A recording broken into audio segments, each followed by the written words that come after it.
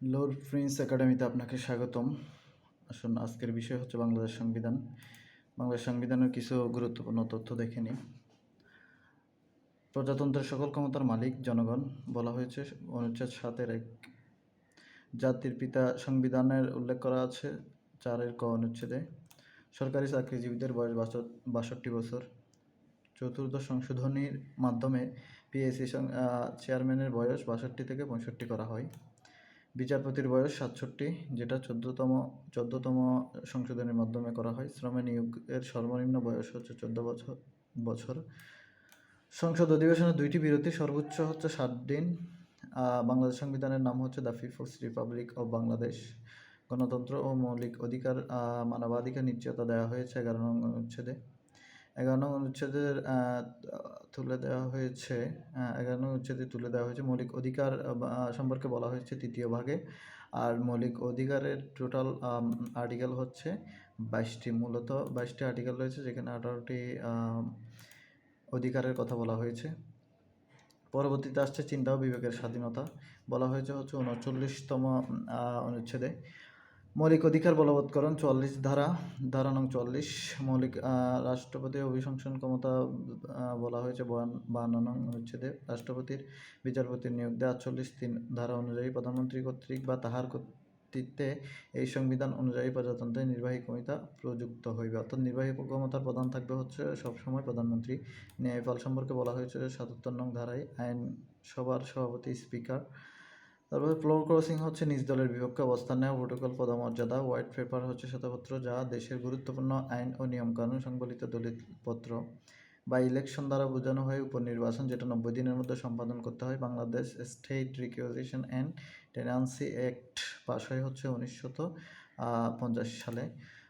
পরবর্তীতে আসছে হচ্ছে রাষ্ট্রপতি, প্রধানমন্ত্রী এবং প্রতিমন্ত্রী নিযুক্ত দেন 52 ধারা অনুযায়ী নারীর রাজনৈতিক অধিকার নিশ্চিত করা হয়েছে 65 নং অনুচ্ছেদে। দ্রুত বিচার আইন পাশ হয় 9 এপ্রিল 2002 সালে। 144 ধারা সর্বাধিক পরিচিত ফৌজদারি কার্যবিধি বলে সংবিধান আইনের সংজ্ঞা দেওয়া হয়েছে 82 নং অনুচ্ছেদে বা 82 নং ধারায়। ভোটাধিকারের বিধান 121 নং অনুচ্ছেদ। কর্ম কমিশন সম্পর্কে বলা হয়েছে 137তম ধারায় বা যা নবম ভাগে অবস্থিত। সংবিধান সংশোধনের বিধান 142 ধারা। কনস্টিটিউশন ল অফ বাংলাদেশ বইটির লেখক হচ্ছে মাহমুদুল ইসলাম। বাংলাদেশ বাংলাকে রাষ্ট্রভাষা স্বীকৃতি দেওয়া হয় তৃতীয় অনুচ্ছেদে। বাংলাদেশের নাগরিককে বাংলাদেশি বলিয়া পরিচিত হয় অনুচ্ছেদ 6-2 অনুযায়ী। প্রজাতন্ত্রের সকল ক্ষমতার মালিক হচ্ছে জনগণ, বলা হয়েছে 7 নং অনুচ্ছেদে। বাংলা জাতীয়তাবাদের ভিত্তি হচ্ছে ঐক্য ও সংহতি। প্রজাতন্ত্র হইবে গণতন্ত্র, যেটা বলা হয়েছে 11 নং অনুচ্ছেদে, অর্থাৎ গণপ্রজাতন্ত্রী সম্পর্কে বলা হয়েছে। পরবর্তীতে আসছে হচ্ছে ধর্মনিরপেক্ষতা নীতির ব্যাখ্যা দেওয়া হয়েছে 12 নং অনুচ্ছেদে, যেখানে ধর্মনিরপেক্ষতা সম্পর্কে বলা আছে। শিক্ষার জন্য সংবিধান অঙ্গীকার 17 নং ধারায় দেওয়া আছে। পরিবেশ ও জীববৈচিত্র্য সংরক্ষণ ও উন্নয়ন সংক্রান্ত বিধান হচ্ছে 18-ক। জাতীয় ভাষা, সাহিত্য, সংস্কৃতি বা শিল্পকলা সমূহের সমৃদ্ধির উপর গুরুত্ব আরোপ করা হয়েছে 23 নং অনুচ্ছেদে। বাংলাদেশ সরকার গ্রহণ করেছে ক্ষুদ্র নৃগোষ্ঠী শব্দটি, আদিবাসীও না বা অন্যান্য শব্দও না।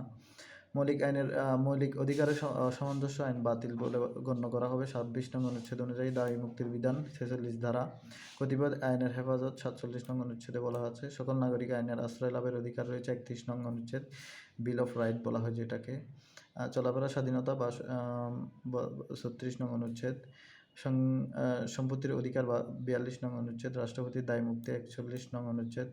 সংসদের প্রধান কাজ হচ্ছে জুৎসই আইন প্রণয়ন করা। ন্যায়ফল উদ্ভূত ঘটে হচ্ছে সুইডেনে। রাষ্ট্রপতি কর্তৃক প্রণীত অধ্যাদেশের কতদিনের মধ্যে সাংসদের মাধ্যমে আইনে পরিণত না হলে বিলুপ্ত হয়ে যাবে, অর্থাৎ এটার উত্তর হচ্ছে 30 দিনের মধ্যে। 30 দিনের মধ্যে প্রতিটা অধ্যাদেশকে আইনে পরিণত করতে হয়, নতুবা ওই অধ্যাদেশটি বাতিল বলে গণ্য হবে। এটি হচ্ছে অধ্যাদেশের একটি গুরুত্বপূর্ণ দিক।